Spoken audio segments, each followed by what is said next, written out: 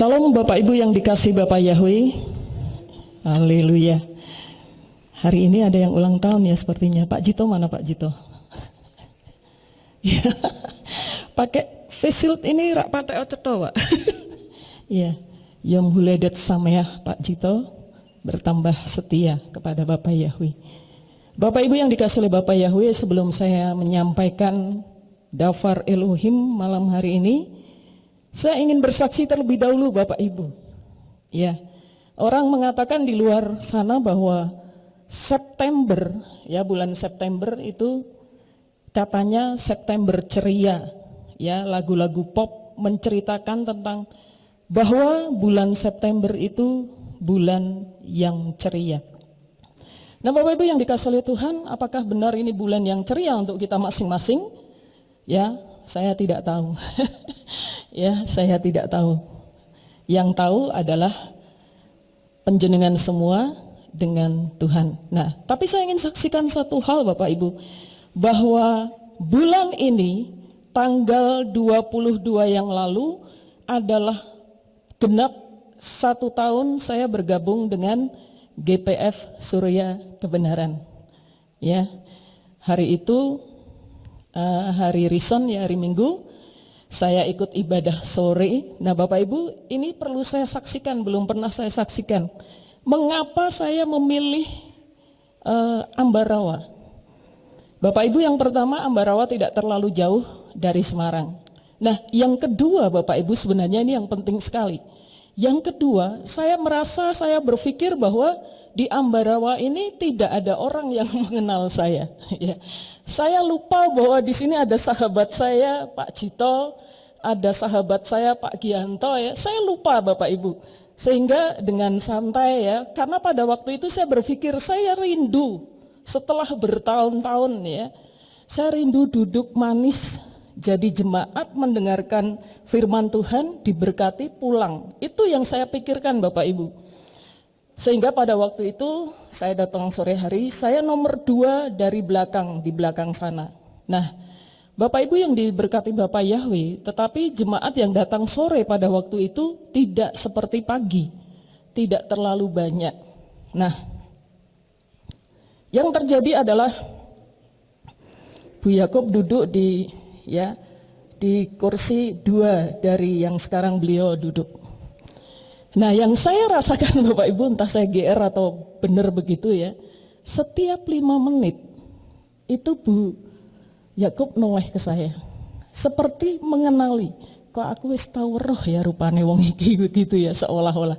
Saya sampai bilang waktu itu dengan Yuda dan adiknya, coba dihitung ya, 1, 2, 3, 4, 5 begitu, Bu Yakob noleh lagi. Nah, ketika kemudian Pak Jito seperti biasa di jam-jam terakhir menyampaikan warta gereja, Pak Jito mengatakan ini ada saudara kita dari Semarang yang baru pertama kalinya datang ke GPF Ambarawa, selamat datang ya, saya disuruh berdiri.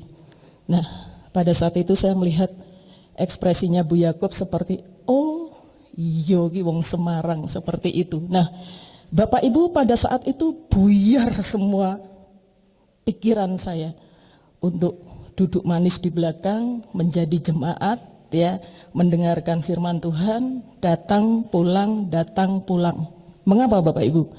Karena tepat tanggal 12 Desember saya sudah dapat pelayanan, yaitu sebagai penyiar yang pertama kali. Jadi hanya selisih berapa bulan Bapak? Ya, hanya selisih berapa bulan, kemudian pas 12 Desember, yang waktu itu sebenarnya saya berencana begini, Pak Yakob menyampaikan belajar dulu dari Rio begitu ya.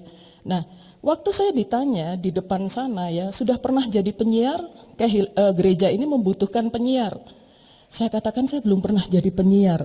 Oke, belajar dengan Rio, Pak Yakob menyampaikan itu. Dan pada hari itu Bapak Ibu, saya memang sudah siap dengan satu materi yang rencana akan saya bawakan besoknya, karena itu hari Jumat. Tugas saya ada di hari Sabtu. Nah, oleh Rio kemudian kita menjadi talk show. Jadi menjadi wawancara ya, dan ada komunikasi begitu. Nah Bapak Ibu yang dikasih oleh Bapak Yahweh, bahkan sampai pada saat itu Saya tidak pernah membayangkan Bapak Ibu, ya, saya tidak pernah membayangkan sekali lagi bahwa saya akan berdiri di mimbar ini, di mimbar yang seluas ini. Dan itu semua karena anugerah Bapak Yahweh. Bapak Ibu yang dikasih oleh Bapak Yahweh, malam hari ini, ya, mungkin masih ada kaitan-kaitannya dengan apa yang disampaikan baik oleh Bapak Yakub maupun oleh Bapak Simeon, ya, di minggu-minggu ini. Tentang apa Bapak Ibu? Yaitu tentang minyak seorang janda yang terambil dari 2 Raja-Raja 4 ayat yang pertama sampai yang ke-7. Saya akan bacakan dulu Bapak Ibu. Firman Elohim ini berbunyi demikian. Salah seorang wanita dari istri-istri kelompok para nabi berseru kepada Elisa dan berkata, "Hambamu, suamiku, sudah mati, dan engkau mengetahui bahwa hambamu itu takut akan Yahweh. Tetapi penagih hutang sudah datang untuk mengambil kedua anakku untuk menjadi budak." Bapak Ibu, satu persatu akan kita lihat secara psikologi Bapak Ibu. Kalau ini dibaca, ya, dibaca itu tergantung cara orang membacanya. Dia bisa membaca begini. Salah seorang wanita dari istri-istri kelompok para nabi berseru kepada Elisa dan berkata, "Hambamu suamiku sudah mati dan engkau mengetahui." Bisa begitu ya Bapak Ibu? Tapi ketika kita beri penekanan di setiap kata, salah seorang wanita dari istri-istri kelompok para nabi, ini satu, berarti bukan hanya seorang nabi, tetapi di situ banyak nabi-nabi. Ya. Kemudian selanjutnya berseru kepada Elisa dan berkata, "Hambamu suamiku sudah mati." Beda ketika kita baca, "Hambamu suamiku sudah mati." Ya, paham yang saya maksud ya Bapak Ibu ya. Kemudian, "Dan engkau mengetahui bahwa hambamu itu takut akan Yahweh. Tetapi penagih hutang sudah datang untuk mengambil kedua anakku untuk menjadi budaknya." Bapak Ibu, ada apa di sini? Ya, apa yang kita tangkap dari perkataan istri seorang nabi ini? Kalau ini diucapkan langsung Bapak Ibu, ya, rasanya sakit. Kenapa? Karena Elisa sebagai seorang nabi, dia dipaido dalam bahasa Jawa. Ini loh hambamu, ya, suamiku, dia mati. Dia mati. Nah, ini belakangnya nggak enak lagi. Padahal engkau kan tahu Nabi Elisa, suamiku ini orang yang takut akan Yahweh. Dia setia kepada Yahweh. Tetapi lihat sekarang, gara-gara dia mati, anakku akan diambil untuk dijadikan budak bagi orang kepada siapa dia berhutang. Bapak Ibu yang dikasih oleh Bapak Yahweh, kalau seandainya ya dalam hal ini kita datang kepada Bapak Gembala Yakub, kemudian mengatakan yang sama, "Pak Yakub, suami saya itu kan orang yang setia. Kenapa sekarang sakit, kemudian mati? Ya, padahal saya tidak bekerja, saya sudah berdoa dan tidak ada yang terjadi." Bapak Ibu yang dikasih oleh Bapak Yahweh, tapi ada satu perkara yang benar yang dilakukan oleh wanita ini. Yaitu apa Bapak Ibu? Dia datang kepada hamba Elohim. Dia tidak datang kepada sahabatnya. Dia tidak datang kepada orang tuanya. Dia tidak datang kepada siapa-siapa. Ya, saya ingat minggu yang lalu kalau tidak salah, cuma saya lupa ya Pak Yakub atau Pak Simeon menyampaikan, ya, terkutuklah orang yang berharap kepada manusia. Ini ayat emas buat saya juga, saudara. Kenapa? Karena itulah titik kelemahan kita sebagai manusia. Ya, apalagi ketika kita tidak melihat kemungkinan yang lain. Kalau masalah hutang piutang misalnya, masa iya meh ngomong karo Pak Yakob? Malu. Ya. Lalu enaknya kepada siapa? Kepada si A, si B. Bisa jadi dia memberi pinjaman dan lain sebagainya. Bapak Ibu, pada saat orang menghadapi situasi yang sulit, maka ya isi kepalanya ini harus benar. Dia harus tahu kepada siapa dia harus pergi. Dia harus tahu alamat yang benar.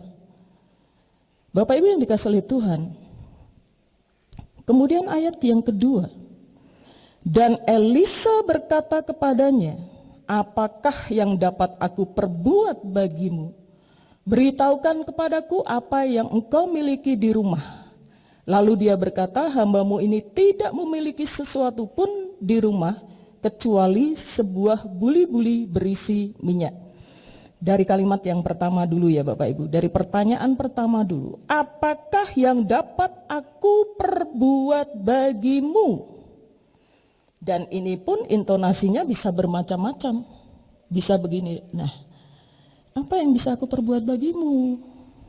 Kan itu salah-salahmu sendiri. Kenapa enggak punya duit utang? Bisa begitu ya Bapak Ibu? Atau seperti tadi, apakah yang dapat aku perbuat bagimu, Ibu? Bisa saja lagi dikatakan dengan ucapan yang sinis, ya, sarkastis, mengatakan begini, lah terus, ya, apa yang aku bisa lakukan buat kamu? Bapak Ibu yang dikasihi oleh Bapak Yahweh, ya, orang itu ketika dia mendapat pukulan, ya, secara otomatis dia akan membela diri. Ya, dia akan membela diri. Siapa bilang pada saat ini Elisa tidak diserang, Bapak Ibu? Dia diserang sebagai pemimpin rohani pada saat itu. Seperti tadi di depan saya sampaikan, istri Nabi ini setengahnya maido, bukan setengah lagi, tetapi full dia nyalah-nyalahkan Elisa. Ternyata mengikut Tuhan, ternyata mengikut Bapak Yahweh, buntutnya mati-mati juga.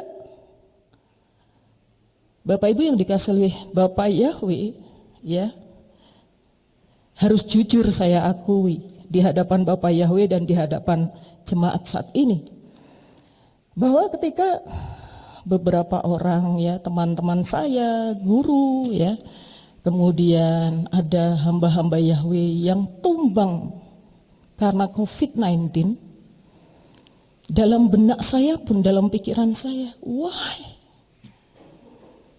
kenapa? Kok bisa? Ya. Nah, Bapak Ibu, pada saat itu, ya, di sekolah saya itu gerejanya bukan pengagung Yahweh.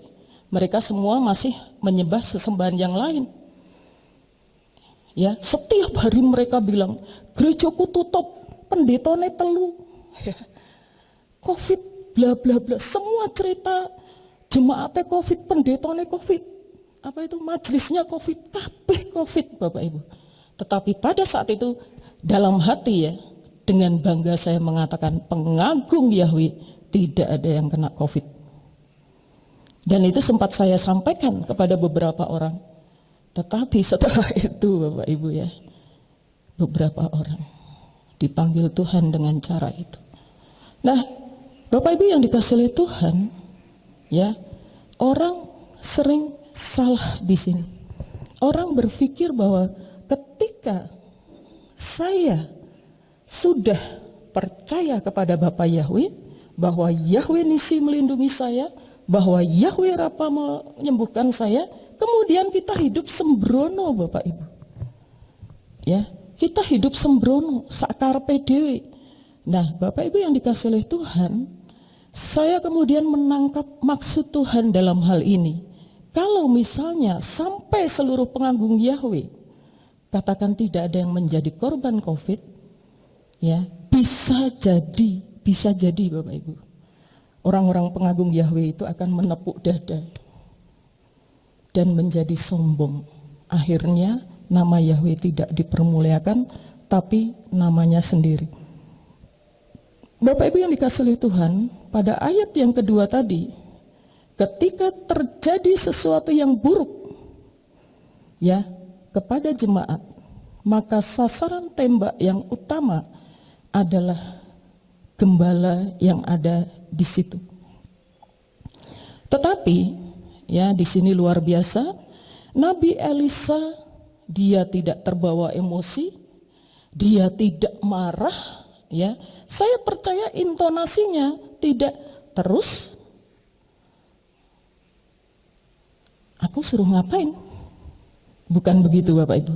Tapi dengan segenap hati karena dia mengasihi si janda ini, dia katakan, apa yang bisa aku perbuat bagimu? Ya. Kemudian berikutnya, beritahukan kepadaku apa yang engkau miliki di rumah. Beberapa waktu yang lalu, Gembala Simeon menyampaikan apa yang ada di tanganmu. Ya, pergunakan itu. Nah, Bapak Ibu yang dikasihi oleh Tuhan, ini kembali secara psikologi ya manusia. Ya, kemarin juga Pak Yakub sampaikan, ketika orang ditanya, lah kowe duwe apa? Orang cenderung menjawab apa Bapak Ibu? Aku rak duwe apa-apa. Ya. Watuk we aku fals apa meneh kon nyanyi. Aku rak duwe apa-apa. Bapak Ibu, orang sering kali lupa. Iya, oke. Katakan Anda tidak bisa berdiri seperti Mbak Yona di depan sini, menjadi seorang WL, menjadi seorang singers, main musik. Tetapi bisa enggak saudara melipat tangan, masuk ke dalam kamar, kalau perlu berlutut, mendoakan seluruh gembala sidang dan keluarganya, jemaat yang ada di sini.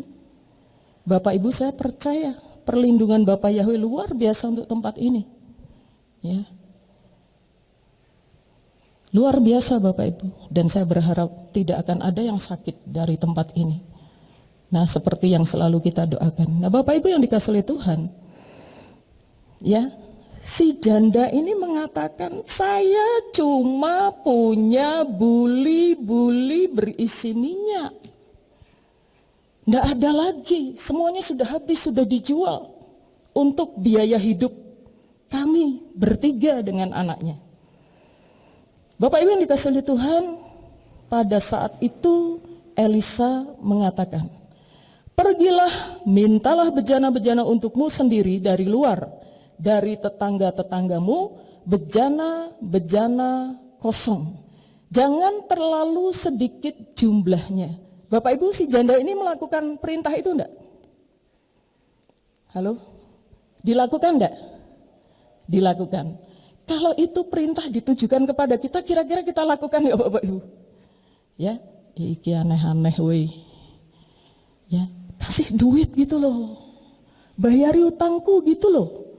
Malah disuruh pinjam bejana. Karena ada risikonya Bapak Ibu. Ya, pasti orang berpikir ini janda ngapain? Ngapain janda ini pinjam bejana? Meh gopo. Meh guisi banyu dan lain sebagainya pasti. Tapi janda ini menghadapi resiko itu Bapak Ibu. Dia mengambil resiko itu dan oke, yes, I'll do it. Ya, tak lakoni. Nah, Bapak Ibu yang dikasihi oleh Tuhan, berikutnya perintah Elisa. Dia katakan demikian, dan kamu harus masuk dan menutup pintu. Setelah kamu dan anak-anakmu masuk, lalu harus menuangkannya ke dalam semua bejana itu, dan engkau harus menyisihkan bejana-bejana yang penuh. Bapak Ibu, mungkin ada pertanyaan. Halo, lah Nabi Elisa kemana? Ya, kenapa dia hanya memberi perintah, masuk ke kamarmu dan tutup pintu? Setelah itu kamu dan anak-anakmu di dalam tuang bejana itu satu persatu yang kosong. Bapak Ibu, seringkali ini yang gagal dipahami oleh kita, ya, bahwa ketika Bapak Yahweh bertanya apa yang kamu miliki, apa yang ada di tanganmu, ya, kemudian ada langkah yang harus dilakukan. Bapak Ibu yang dikasihi oleh Tuhan, lalu yang terlibat di dalam proses itu siapa? Ketika kita ada dalam masalah menghadapi krisis ini, ya, menghadapi kesulitan karena pandemi ini, kemudian kita datang kepada Pak Yakub dan minta nasihat. Pak Yakub, bagaimana ini solusinya? Bisnis saya, ya, meredup, suami saya di PHK dan lain sebagainya. Nah, kemudian Pak Yakub memberi nasihat. Duduk diam di kaki Tuhan bersama suamimu, bersama keluargamu, berdoa. Nah, kalau bisa setiap tengah malam berdoa, nyembah, senangkan hati Tuhan. Bapak Ibu, apakah kemudian saya dan Anda akan ngajak Pak Yakub, ayo Pak Yakub ikut, begitu? Bu Yakub ikut, biar lebih afdol doanya. Soalnya kalau saya sendiri yang doa itu, aduh Pak Yakub, saya tuh enggak bisa doa. Apalagi suami saya, begitu merem, aminnya besok pagi. Tapi kalau ada Pak Yakub kan, mesti suami saya nggak bakalan berani tidur. Bapak Ibu yang dikasihi oleh Tuhan, tetapi itulah cara Tuhan bekerja. Melalui hamba-hambanya, Tuhan memberikan solusi kepada siapapun yang membutuhkannya. Tetapi proses pelaksanaannya, proses menjalani solusi itu, ya harus kita sendiri, Bapak Ibu. Ya, Bapak Yahweh menyediakan solusi, Bapak Yahweh memberikan modal kepada kita masing-masing. Maka kita dengan segala ketaatan kita dan iman kita yang mengalahkan pikiran manusia, itu yang harus berjalan melangkah. Sekarang bayangkan, Pak Yakub, saya sedang sulit. Ya, sekarang ini bahkan untuk makan saja giliran. Kalau pagi ini yang makan anak saya yang pertama, nanti siang yang kedua, nanti malam yang ketiga. Yang lain tidak makan.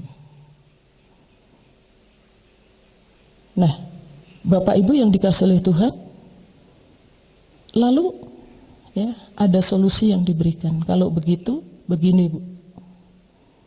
Saya sudah mencoba semuanya, tetapi tidak berhasil. Nah, Bapak Ibu yang dikasihi oleh Tuhan, ketika kita tidak berhasil, berarti ada yang salah. Ada yang salah dengan kita. Ya, ada apa? Nah, saudara yang dikasihi oleh Bapak Yahweh, ya, kadangkala kita mengatakan saya taat, saya beriman, ya. Tetapi ketika kita harus melakukan hal-hal yang di luar nalar kita, wah itu nggak masuk akal. Wah, kuwi ra iso, angel.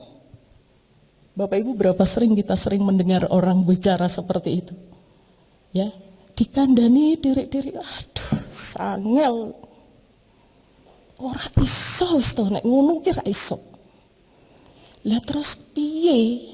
Ya, katakan begini, saya dari Semarang, kemudian mungkin suatu hari saya tidak naik motor, saya tanya ke Ambarawa naik bis itu jalurnya mana, caranya bagaimana, bayarnya berapa, kan begitu. Nah, diberitahu sama Pak Jito lewat WA, naik ini Mbak, ya, turun di sini. Wah, Pak, kok peng papat tuh? yang langsung dari Semarang ke ini daerah Payambaran ya, ada nggak? Oh ya nggak ada Mbak, harus ya transit. Wah, transit ya, harus turun dulu nanti pindah kendaraan. Halah, angel Pak Jito, saya maunya yang jalan tol, gampang, cepet. Bapak Ibu, kalau Bapak Yahweh sedang mau memproses kita, kira-kira menurut Anda ini terjadi enggak? Tidak terjadi Bapak Ibu. Ya. Karena apa? Yang Bapak Yahweh butuhkan itu kecintaan kita kepada Bapak Yahweh. Ya. Sehingga kita ini menjadi orang yang benar-benar kuat. Ibarat kata, wis meh dia Pak ke. Tetap kuat. Bapak Ibu yang dikasihi oleh Tuhan, tadi dalam perjalanan ke sini ya, kemudian ketika kami sudah duduk bersebelahan, ini teman saya dari Semarang, Bu Simon, beliau mengatakan begini, Bu Deborah, dengan Anda berpindah ke GPF Surya Kebenaran ini, ke gereja ini, ternyata harga yang harus dibayar itu luar biasa ya. Saya tadi ngerasakan, aduh men yo, aduh gitu. Ya. Bisa jadi beliau akan mengatakan ngelangut ya. Tapi saya katakan ngono kok ya dilakoni ya.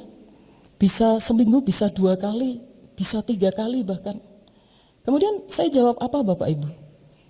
Saya tidak pernah merasakan itu sejak saya pertama kali memutuskan berangkat dari Semarang ke Ambarawa. Ya. Motor yang saya pakai sekarang ini motor baru Bapak Ibu. Motor saya yang lama itu hanya bisa kecepatan 45 km per jam dan berat sekali begitu Bapak Ibu. Tapi pada saat itu saya sangat menikmati perjalanan ya, dan tidak terasa lama. Nah Bapak Ibu yang dikasih oleh Tuhan, iman dan ketaatan kita kepada Bapak Yahweh itu harus ada harga yang dibayar memang.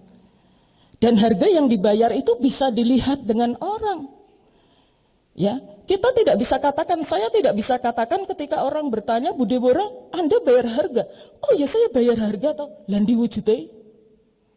Ya, kalau saya tidak berangkat ke Kehilat ini, kemudian saya duduk diam di rumah, streaming terus begitu. Lah mana iman dan ketaatan saya?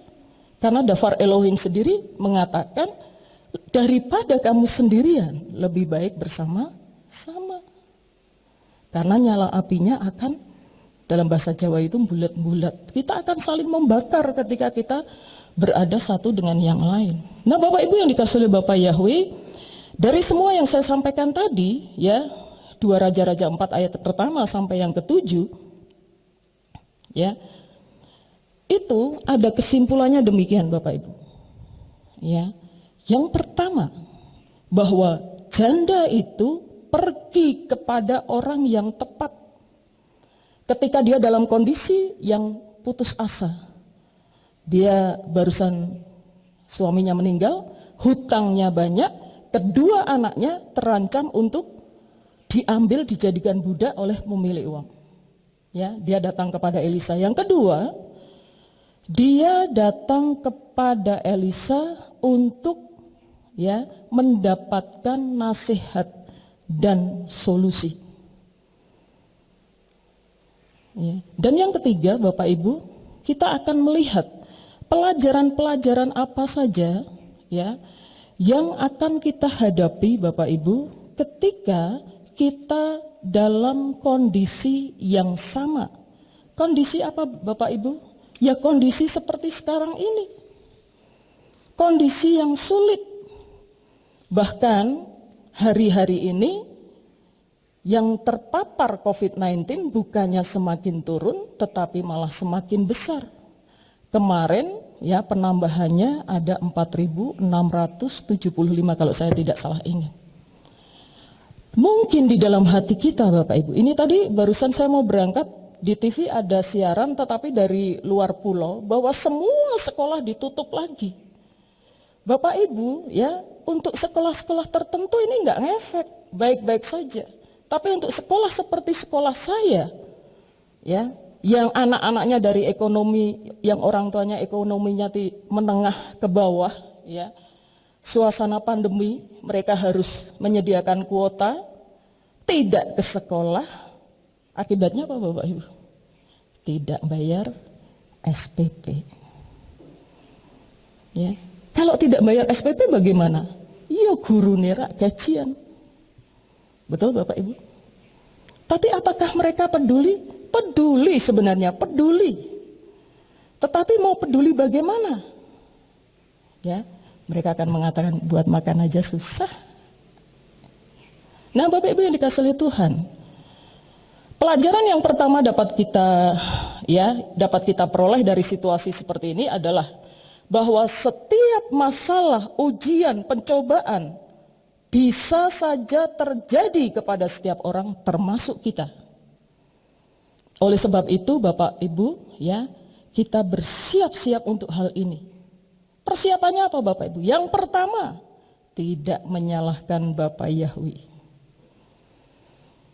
Yang kedua, juga tidak menyalahkan diri sendiri.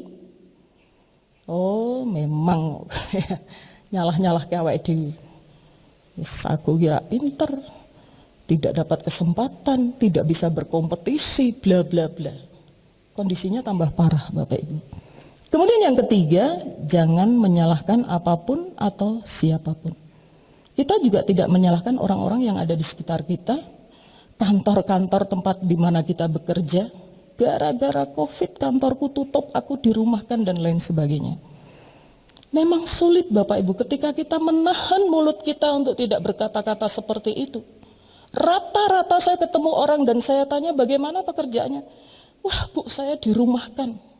Terutama orang tua siswa. Suami saya PHK dan lain sebagainya. Yang kedua Bapak Ibu, Bapak Yahweh satu keyakinan dan iman bahwa Bapak Yahweh sanggup dan bisa menggunakan hal-hal kecil sampai hal-hal yang besar. Ya, Bapak Yahweh sanggup menggunakan kemampuan kecil. Bapak Yahweh sanggup menggunakan kesempatan yang hanya sedikit, dan Bapak Yahweh juga sanggup ya menggunakan sumber daya yang kecil. Bapak Ibu, beberapa waktu yang lalu ya, waktu itu saya menginap di sini karena saya siaran. Mereka sedang asik ini Mbak Yona dan teman-teman ya bikin buletan coklat dari telo ya Mbak ya, telo pendem ya, yang berwarna ungu itu yang kemudian paginya dijual. Yang ngerjakan Bapak Ibu berapa orang waktu itu Mbak Yona? Ada cowok-cowok, malah cowok yang banyak ya, bulat. Bapak Ibu karena banyak yang melakukan bulat, ya ono sing gede, ono sing cilik, ono sing gede banget, ono sing cilik banget. Saya mikir, waduh, lagi nek ngene iki so nanti ya ada yang isi 10, ada yang hanya isi 2, hanya ada yang isi 5 karena diletakkan di cup gitu. Akhirnya saya begini dengan Mbak Yona, dengan Mas Arief, Mbak boleh enggak kasih usul? Ya Bu, gimana? Coba yang bulat-bulat itu hanya 1 atau 2 orang saja sehingga tangannya ini sama. Ya, dikasih contoh besarannya seberapa, yang lain ngisi coklatnya. Akhirnya yang bulat gelinding-gelinding itu Yosua, ya, kemudian yang lain-lain termasuk saya ikut gelindingi, ya. Akhirnya yang lain ngisi coklat. Bapak Ibu, ternyata bikin bulatan saja ya dari tangan yang sama, hasilnya bisa tidak sama. Ya. Karena Yosua itu bisa gede. Nanti gelindingan kedua setengah kecil.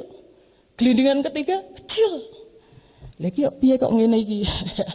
Nah, Bapak Ibu yang dikasih oleh Tuhan, tetapi setiap kemampuan yang kecil ya bisa menjadi besar kalau kita kerjasama. Buktinya apa? Setelah kerjasama semua, cepat bet, akhirnya selesai. Pagi goreng ya. Waktu itu saya singer juga, kemudian ke belakang saya ikut noto, plek, sampai di luar, aman. Nah, Bapak Ibu, sepertinya pekerjaanku itu ora bejaji. Orang bisa berkata begini, alah gelindingi ngono wae ndadak diatur. Alah gelindingi ngono wae kok ora iso. Suruh coba Bapak Ibu. Suruh coba ngelindingin kan rak podo. Ya. Nah, yang ketiga Bapak Ibu, bahwa dibutuhkan bejana yang kosong sebelum berkat itu dituangkan. Kemarin waktu di Nalirojo saya menyampaikan hal ini. Bejana kita, hidup kita ini seringnya berisi apa tuh Bapak Ibu? Sombong. Ya. Ketika merasa sudah mampu, sudah hebat, ya, kita ini gampang sekali mumbul-mumbul Bapak Ibu. Apalagi kalau misalnya Pak Yakub, wah hebat kamu, pelayananmu hebat, suaramu bagus. Ya. Wah langsung Bapak Ibu, ora ketok kabeh saking dur. Kemudian yang kedua, ya, kepahitan dan kemarahan. Kemarin di Naliroja temanya ini tentang kepahitan dan kemarahan. Saya juga tidak tahu Bapak Ibu. Seringkali ketika saya menyampaikan firman begini, apa yang saya siapkan itu dibelokkan oleh Tuhan. Termasuk kemarin.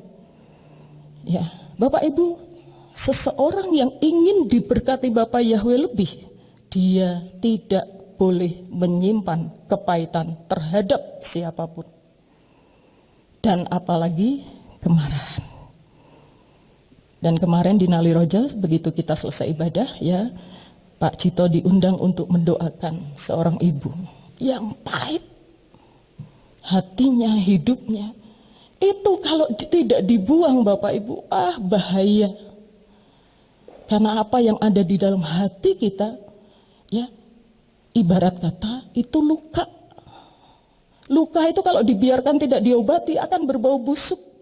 Bagaimana Ruach HaKodes mau tinggal di dalam hati yang berbau busuk? Ya, tidak nyaman. Kemudian yang ketiga, kita mengosongkan diri kita dari dosa. Dosa apa? Firman Tuhan sudah mengatakan semuanya tentang dosa apa yang tidak boleh kita lakukan. Yang keempat Bapak Ibu, pelajaran apa yang kita dapat, yaitu bahwa ukuran berkat kita itu tidak bergantung pada ukuran berkat kita itu bergantung kepada visi iman kita. Maka tugas kita adalah memperlebar iman, ya. Walaupun sepertinya seolah-olah keadaan tidak mendukung. Bapak Ibu, kemarin Pak Yakub sempat menyinggung tentang tema tahun ini, yaitu hujan berkat. Bapak Ibu, tadi sudah saya katakan di sekolah saya, efek dampaknya COVID ini luar biasa. Tetapi selalu saya katakan ya di depan briefing guru-guru, saya percaya dengan yang gembala sidang saya katakan bahwa tahun ini tetap tahun hujan berkat. Bentuknya apa? Terserah Tuhan. Sehat, ya kan? Setiap hari bisa makan. Itu luar biasa Bapak Ibu ya. Itu kemudian yang berikutnya, tadi ya, perlebar visi iman kita, tetap percaya kepada hal-hal yang besar, tetap bertindak untuk hal-hal yang besar, dan mempersiapkan diri untuk hal-hal yang besar. Kita tetap percaya bahwa sesuatu akan terjadi, baik untuk kita secara pribadi atau untuk komunitas kita. Yang berikutnya Bapak Ibu, ya,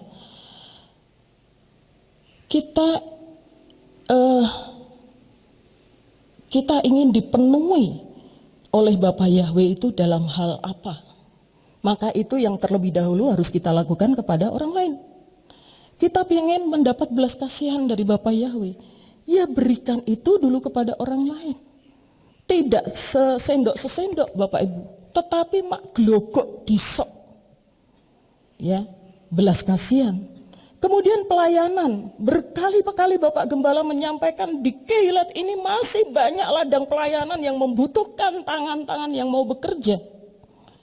Nah, dalam bahasa Indonesia dikatakan senyampang kita masih ada waktu. Ya, Bapak Ibu, saya ingin saksikan sedikit saja. Saya punya adik waktu itu yang meninggal karena kanker. Ya, kanker empedu.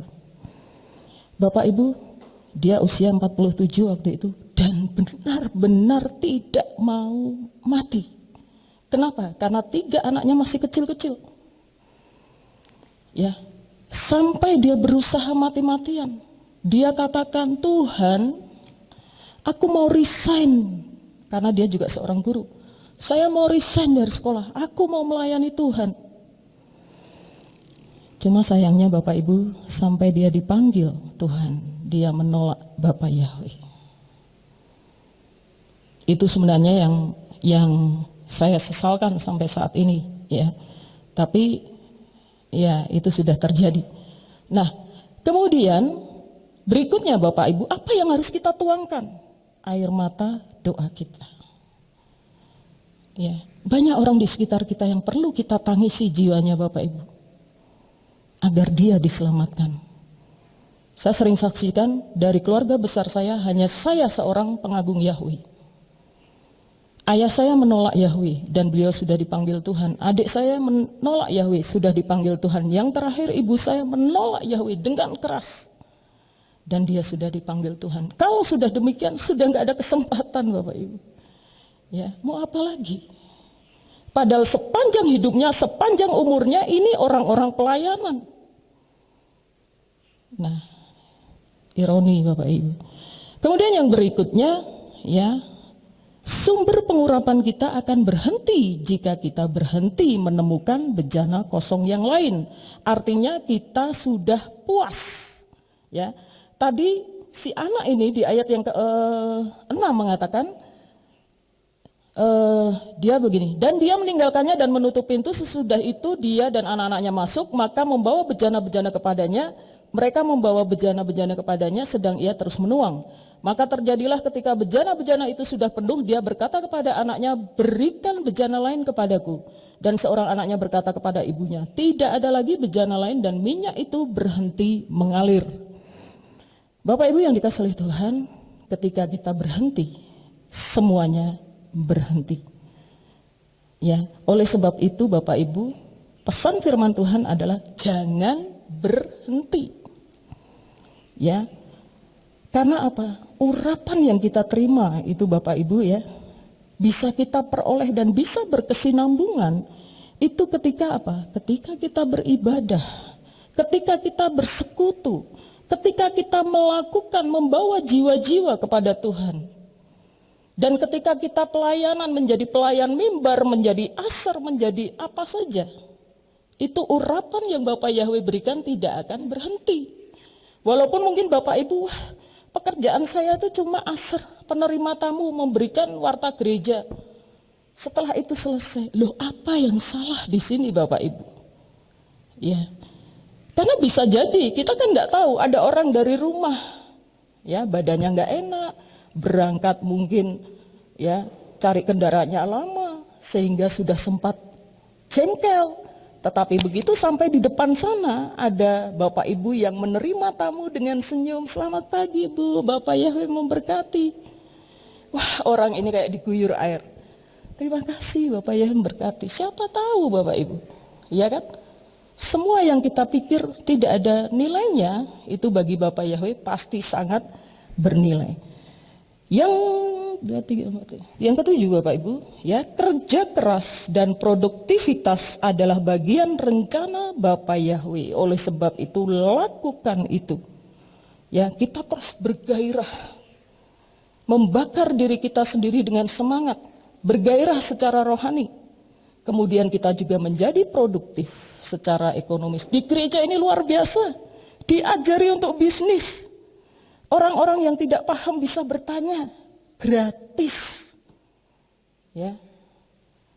Nah Bapak Ibu yang dikasih oleh Tuhan, kesimpulan dari semua ini adalah ya, ketika masalah persoalan ujian menimpa orang-orang kudus, itu membuktikan bahwa pijakan kita ini pijakan yang kokoh. Bapak Yahweh itu kokoh, tak tergoyahkan. Jadi jangan pernah lelah dan putus asa. Kemudian yang kedua, kita gunakan kesempatan ini untuk memberikan kemuliaan kita kepada Yeshua HaMasyiah. Pesan Dafar Elohim petang hari ini Bapak Ibu, Bapak Yahweh tidak suka memanjakan kita. Ya. Bapak Yahweh ingin kita mandiri dan di sanalah Dia melimpahkan berkat-Nya. Bapak Yahweh suka memberi kita kail dan ikan di laut. Kita yang mancing, kita yang jaring. Bukan ikan. Sekarang bayangkan kalau Bapak Yahweh yang bakar ikan langsung dilempar-lempar kena kepala kita. Semua yang enak, semua yang mudah itu menjadi tidak enak dan tidak mudah. Tidak ada artinya. Betul Bapak Ibu? Ketika kita bersusah payah mencari uang, ketika uang itu kita dapat, ya, dengan restu Bapak Yahweh, dinikmati itu rasanya luar biasa. Tetapi kalau kita ini anak orang kaya, warisan 7 turunan tidak habis, ya, sayang kita keturunan ke-8, jadi nggak dapat warisan juga. Nggak akan ada artinya. Butuh duit dikasih, butuh mobil dibelikan, butuh rumah dibelikan. Lalu di mana seninya, di mana enaknya? Tidak ada. Amin Bapak Yahweh. Amin Bapak Yahweh memberkati firman-Nya dan biarlah ini menjadi berkat untuk kita semua. Saya serahkan Pak Yakub.